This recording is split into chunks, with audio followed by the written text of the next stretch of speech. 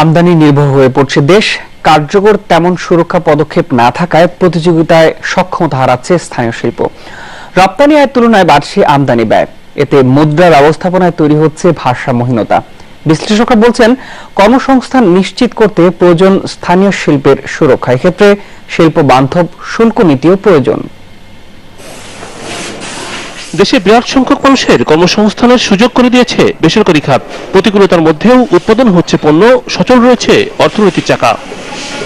তবে শুল্কায়ন সহ নানাবিধ জটিলতায় সংকটের মুখে এখন দেশীয় উদ্যোগ। আমদানিকৃত পণ্যের অবাধ সুবিধা দেওয়ায় বাধাগ্রস্ত হচ্ছে দেশীয় শিল্পের বিকাশ। বলা যায়, পণ্যের বাজার এখন আমদানি নির্ভর। পরিসংখ্যান বলছে, সদ্য সমাপ্ত অর্থ বছরের নিষ্পত্তি হয় 4,333 কোটি টাকার ঋণপত্র, যার মধ্যে মূলধনী যন্ত্রপাতি, গার্মেন্টস, ইলেকট্রনিক্স, ভোগ্যপণ্য সহ কয়েকটি খাতে বেড়েছে আমদানির পরিমাণ। দুর্নীতির আশ্রয় নিয়ে যদি এসব পণ্যগুলো আমাদের বাজারে চলে আসে, তাহলে অবশ্যই ডোমেস্টিক ইন্ডাস্ট্রির পণ্যগুলো ক্ষতিগ্রস্ত হবে। সুতরাং এই দিক দিয়ে আমাদের অনেক সতর্ক থাকতে হবে। আমাদের national board of revenue customs check পয়েন্টে বিভিন্ন যেসব জায়গা দিয়ে বিদেশি পণ্য বাংলাদেশে আসে, সেই সমস্ত জায়গায় আমাদের ইন্সপেকশন আরো শক্ত করতে হবে। এবং কারণ আমি মনে করি domestic industry protection is a very important agenda. Bangladesh পণ্য রপ্তানি করে যে পরিমাণ বৈদেশিক মুদ্রা অর্জন করে, পণ্য আমদানির জন্য ব্যয় করতে হয় তার চেয়ে বেশি অর্থ। ফলে দেশীয় বাজার দখল করে নিচ্ছে ভিনদেশি পণ্য। অসম নীতির কারণে মার খাচ্ছে স্থানীয় উদ্যোক্তারা।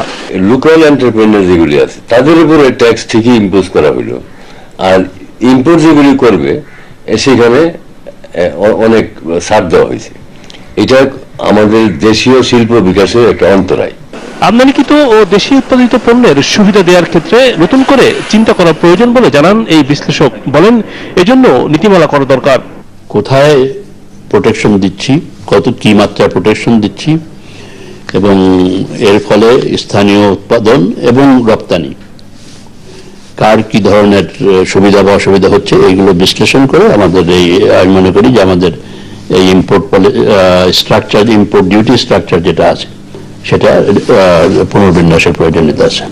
অর্থনৈতিক প্রবৃদ্ধি অর্জন এবং কর্মসংস্থান বাড়াতে প্রয়োজন স্থানীয় শিল্প সুরক্ষা বাড়ানো।